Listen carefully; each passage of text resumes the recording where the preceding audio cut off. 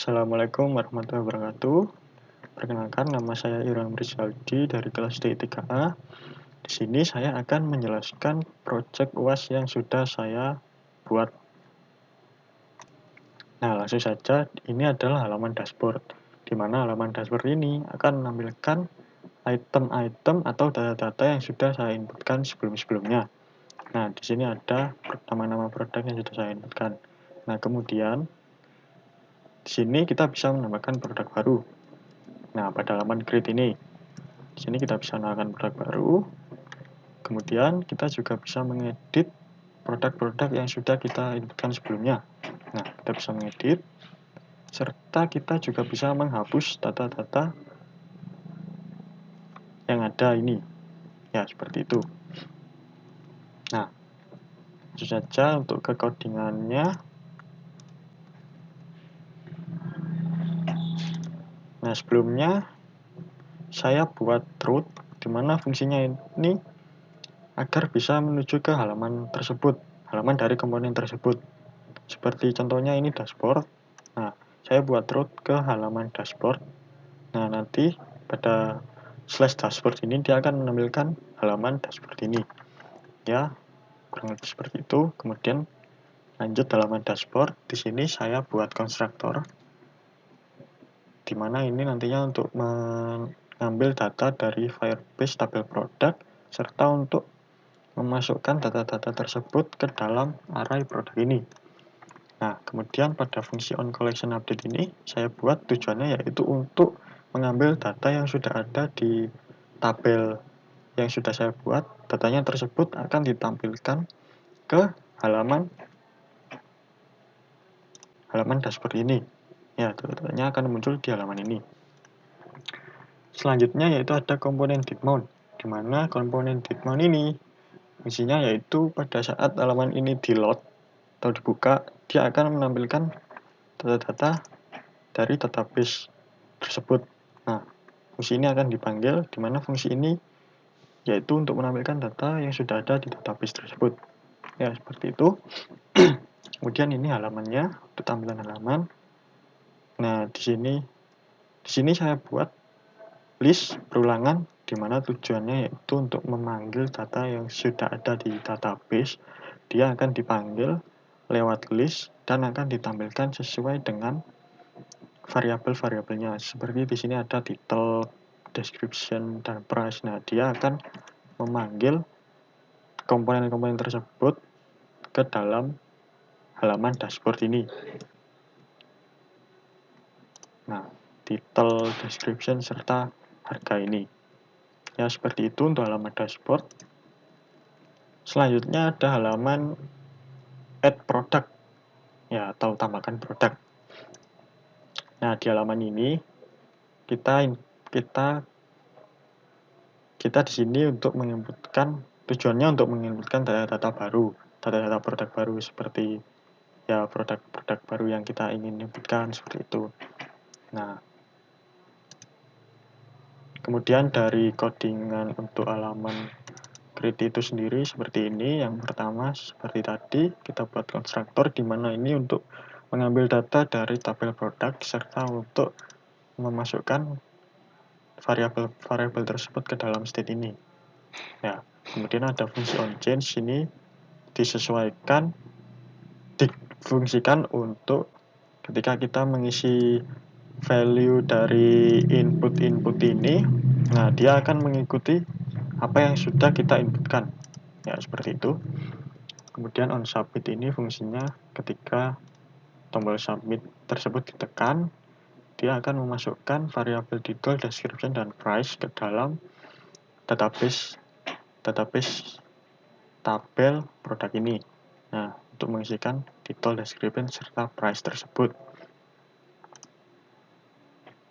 Nah, kemudian sama, kita buat variabel baru, title, description, serta price, di mana fungsinya nanti untuk menampung value-value dari setiap inputan ini, ya, untuk menampung ini, dan nantinya akan diinputkan ke dalam database yang sudah saya buat. Ya, seperti itu. Kemudian onChange ini seperti tadi, di mana fungsinya ketika kita menginputkan value yang baru, dia akan mengikuti value tersebut. Ya, seperti itu. Selanjutnya masuk ke halaman detail produk. Nah, dimana ketika produk yang kita klik ini, dia akan masuk ke detail dari produk itu sendiri. Nah, di sini dia menampilkan nama produk, deskripsi, serta harga. Lalu untuk codingan seperti tadi sama, kita buat konstruktor.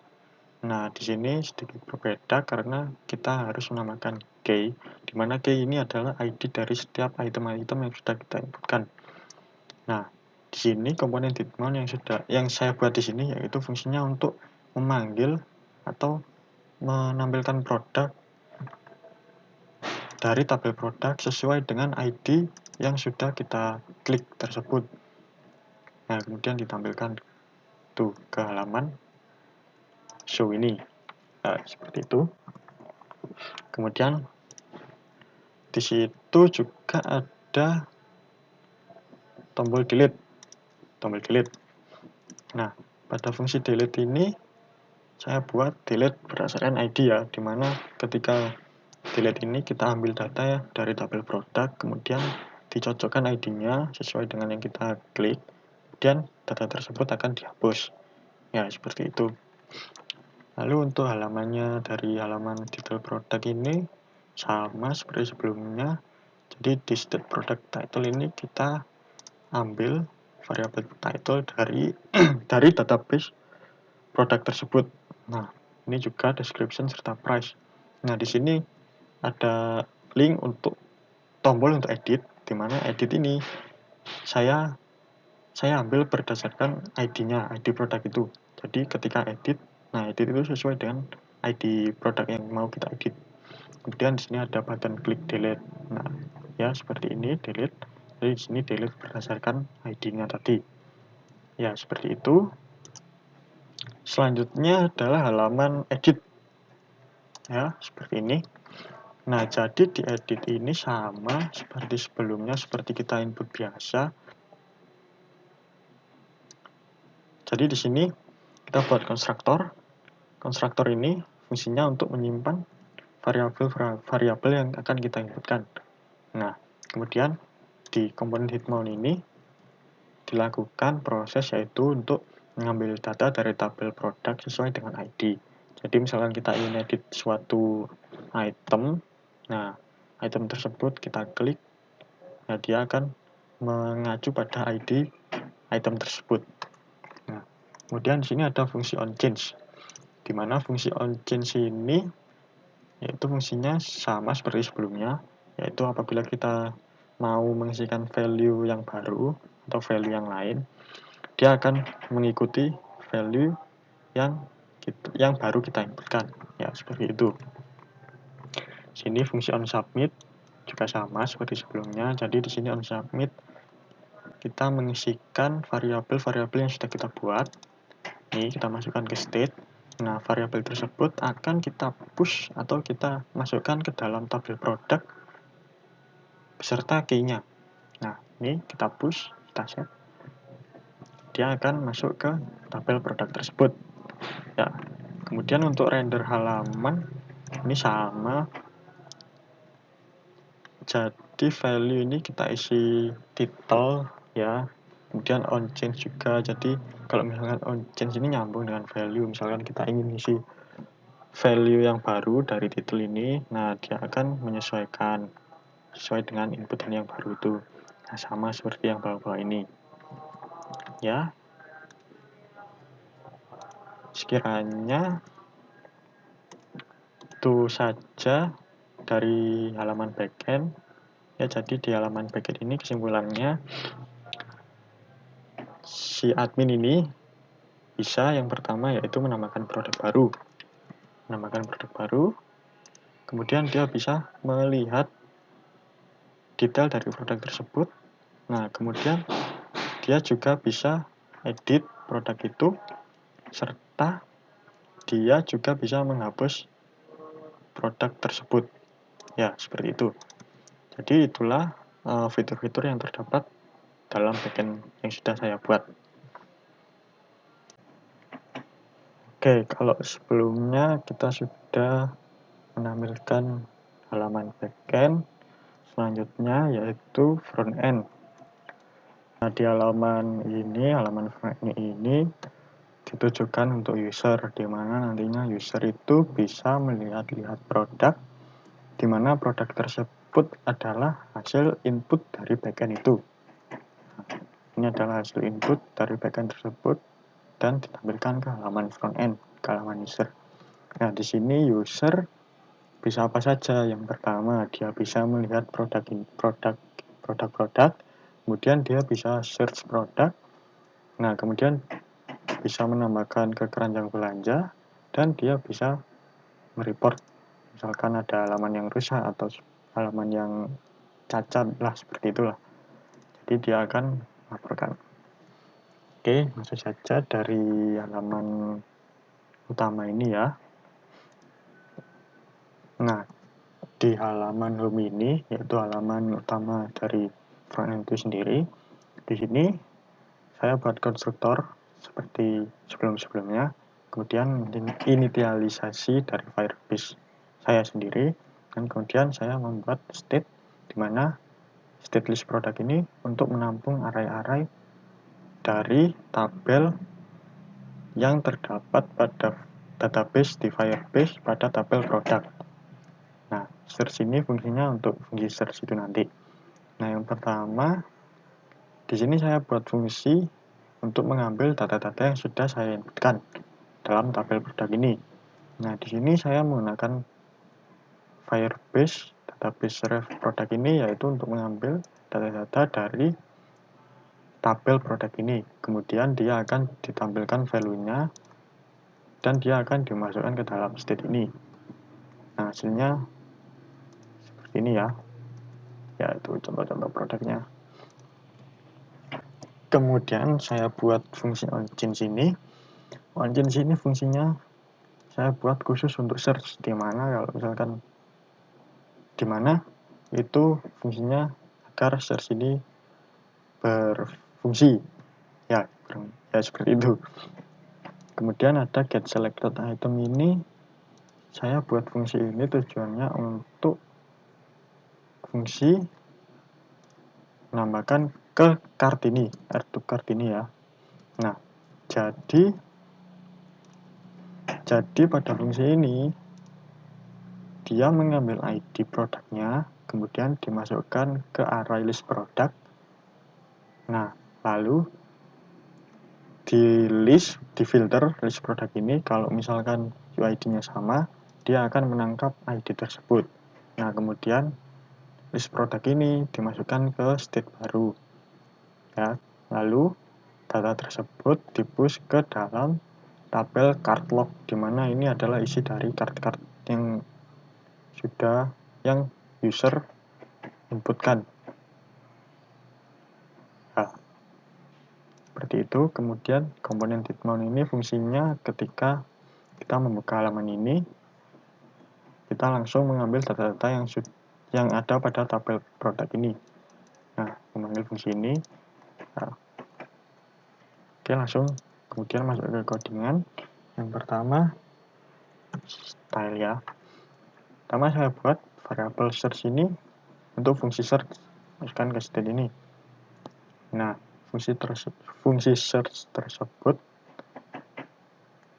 saya buat di sini. Nah, di dalam list produk yang ada.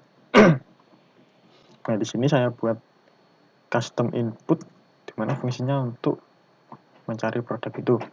Nah, onChange ini ketika kita inputkan suatu value, dia akan berubah mengikuti value yang sudah diinputkan. Nah, di sini saya buat perulangan atau array list ya dari setiap produk pada database produk ini. Jadi di sini saya buat perulangan, di mana perulangan tersebut akan menampilkan data-data dari tabel produk. Nah, tabel produk itu sendiri yaitu ini. Nah, ini adalah list produk-produknya. Ya, seperti itu. Lalu di sini saya buat fungsi search. dimana jika search itu kosong, nah, dan kita inputkan nama produk sesuai keinginan kita masing-masing, maka dia akan menampilkan data produk yang sudah diinputkan dalam kolom search dan ditampilkan pada halaman itu, pada halaman home ini. Nah, untuk contohnya yaitu seperti ini. Nah, di sini ada produk Nike, Converse, Puma, dan Adidas. Contohnya saya mengambil Adidas. Nah, di sini dia akan langsung menampilkan nama produk sesuai dengan kolom search yang kita inputkan. Nah, seperti itu.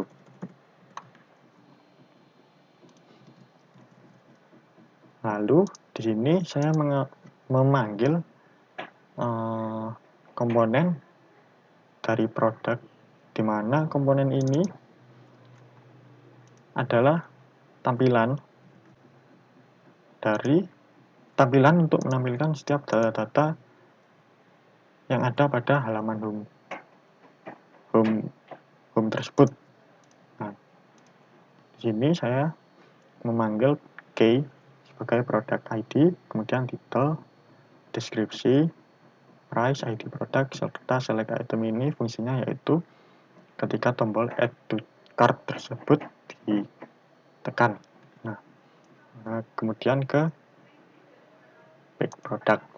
Nah, di sini saya buat back product ini tujuannya yaitu untuk menampilkan data-data yang ada di database. Nah, data-data dari database tersebut ditampilkan sesuai dengan tempatnya. Seperti title ini, nah dia akan menampilkan nama dari produk itu, deskripsi serta harga itu. Nah, di sini saya menggunakan props. Tujuannya apa? Yaitu agar kita bisa membinding data, kita bisa menyambungkan data dari halaman ini ke produk ini. Jadi seperti ini.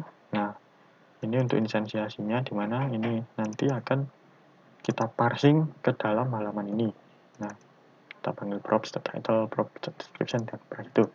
Nah, di sini saya buat tombol add to cart. Nah, pada saat tombol add to cart ini ditekan, dia akan mengambil item sesuai dengan ID yang kita tekan. Nah, contohnya seperti ini.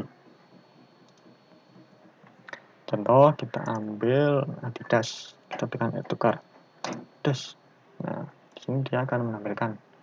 Ini tampilan cart sementaranya.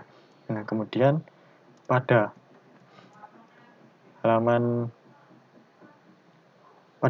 database tersebut, dia akan mengambil data sesuai dengan ID yang kita klik itu. Nah, di sini kan saya mengambil produk Adidas. Nah, Adidas ini ketika saya klik add to cart, dia akan menambahkan di cart log ini. Nah, di sini dia akan menampilkan deskripsi, price, title, serta ID-nya. Jadi dia akan menampilkan komponen-komponen lengkap dari produk itu sendiri. Nah, seperti itu.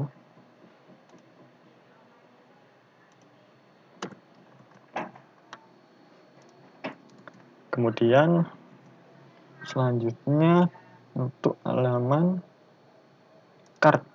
Nah,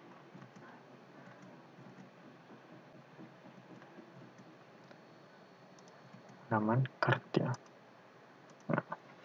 Nah, jadi pada halaman cart ini dia akan menampilkan produk yang sudah user pilih untuk dimasukkan ke dalam cart. Nah, jadi sebelumnya tadi saya sudah mengklik sepatu Adidas. Nah, nanti dia akan tampil di halaman cart ini. Jadi di sini fungsinya halaman cart ini untuk menampilkan semua cart, semua history dari cart-cart yang sudah diorder. Nah, jadi dia akan dalam bentuk list. Nanti setiap ada data terbaru dia akan menambahkan di atasnya seperti itu. Nah, untuk codingannya sama, kita buat konstruktor sama initialisasi Firebase. Di sini untuk sini saya buat array list product, di mana fungsinya untuk menampung data-data dari produk itu sendiri.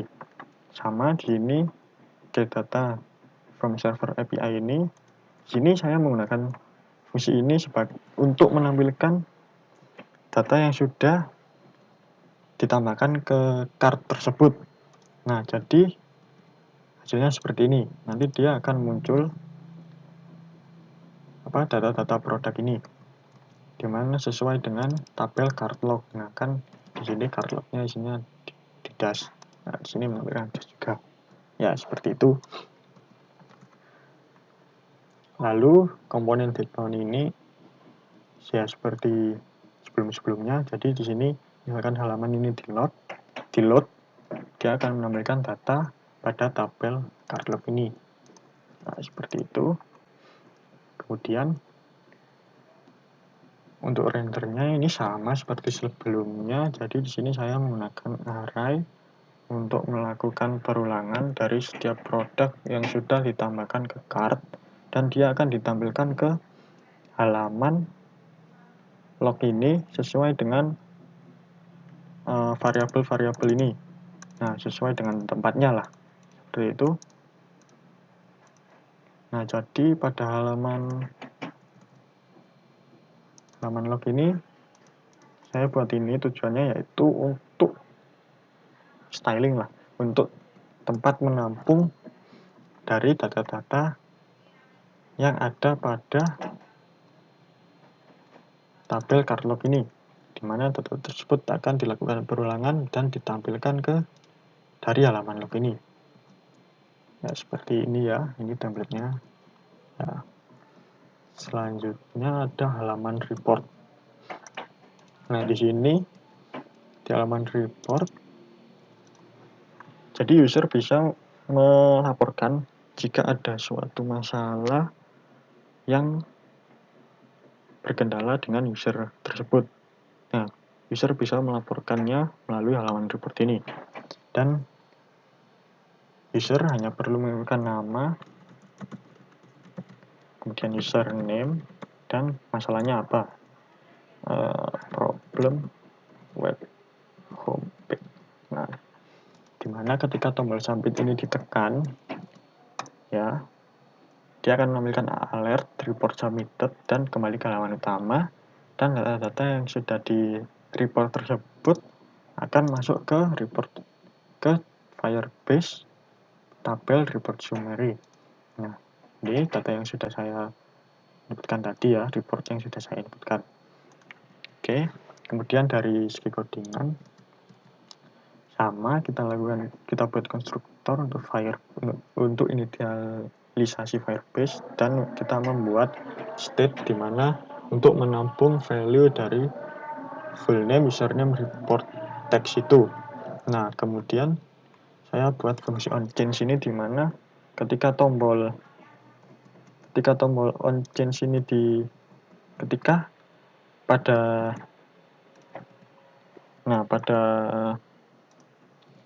setiap inputan ini diinputkan, dia akan berganti sesuai dengan value yang diinputkan. Ya.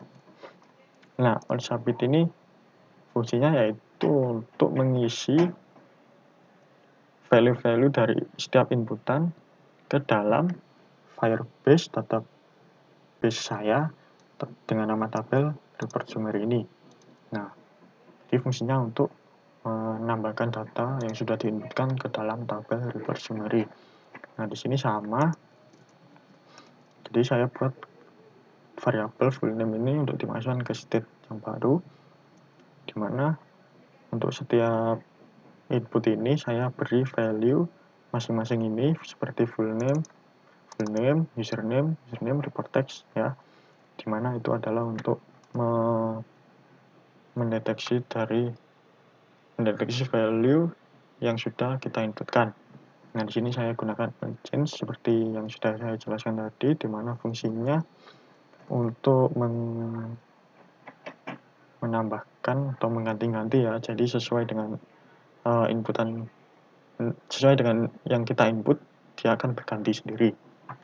Sini kalau sudah, kita tekan tombol submit. Nah, dimana tombol submit ini akan mengisi data pada tabel report summary ini.